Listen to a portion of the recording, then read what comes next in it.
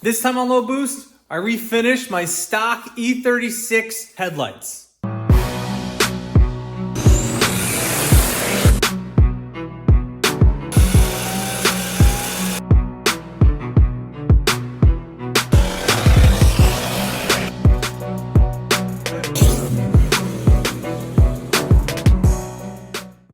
All right. You guys win. And when I mean you guys, I mean BMW E36 world. I got a ton of shit for putting those cheap eBay headlights on my E36 Turbo LS swap, and I get it. But I wanted to buy something cheap, show you guys if it worked or not, and then not feel so bad that I hacked it up and cut it up because I had to make it fit on my E36 Turbo LS swap because the turbo kit is right by the headlights, and if I bought the really nice depot or projector headlights, it wouldn't work, it would hit, or I would melt them apart. So I wanted to get something cheap to show a couple of things. But you guys have spoken, I've driven around on them. They still work really great, but nothing looks as good as a good set of headlights. And I still have these and they still work okay, but they do need to be refinished. So if you can tell, I had a paint can explode on them. So there's some black on here, they're faded, they're fuzzed.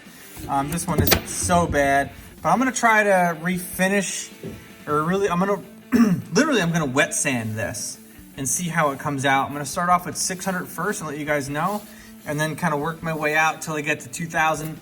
It's gonna a 2000 grit paper, which is what they use on paint on cars. So definitely isn't gonna kill it, but we're gonna start off slow. And if I screw these up, then it is what it is. But at least you guys can see that anybody can do it in their own garage on their own. So let's see how I do. All right, it is winter and it is in upstate New York, so getting a steady access to water in my garage is, I'm unable to do it because shit will freeze. So I'm just gonna use a water bottle, I'm gonna spray it down, I'm gonna try that first and we'll see how it goes. So I just knocked everything over in my garage.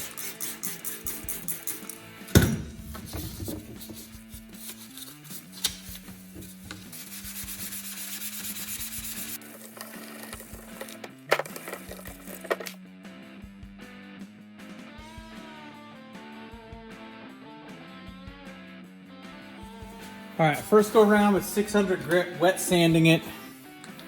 Definitely looks like I scuffed it up, but some of the paint came off, which was good. So I'm gonna keep hitting some of the spots where there's more paint, hit a little more water, and then we'll go up to the next level.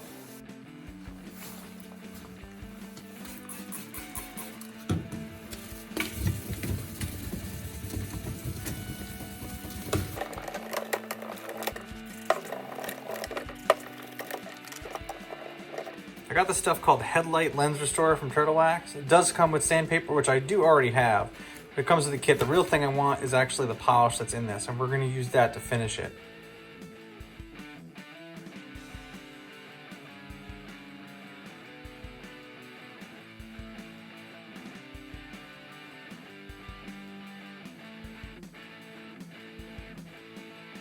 All right, so after 3000 grit coming across, instead of this way, definitely looks a hell of a lot better. Now it's on to the final stage. All right, I don't know if it's easy to see, but you can definitely tell now that I hit it with 600, 1200, 15, 2000 grit, and then 3000 grit sandpaper, that they look considerably better. There's a little bit of a haze, but the compounder we're gonna put on it is gonna cover us for that. So I also heard a rumor that if you clear coat paint these and then sand it with 5000 grit, it'll protect it. So I might even try that since I have a bunch of time here over the winter. So, but for right now, let's put the final touch. I mean, you can just see from applying that, the difference that made. Got rid of that haze. These things look brand new. All right, this thing looks fantastic. I don't know if you guys could see. I'll try to hold it up so you guys could get a good look at it. It's nice and smooth. I mean, it's not perfect, but I could really spend even more time on this to do it. I just wanted to take a little quick time to kind of do this and show you guys what I did. So to recap what I did, this thing had paint on it, it was scuffed up pretty bad. So I took 600 wet sanded it just to get the stuff off. Didn't spend a lot of time on the 600. Then I went with 1500 this way, 2000 this way, and then 3000 this way to kind of cross hatch it, I guess if you want to call it. So it just kind of gets rid of one scratch mark to the next. And then I finished it off with the headlight restoring compound that came in this little kit. So this was great. I'll put a link to it in the description below because it was great.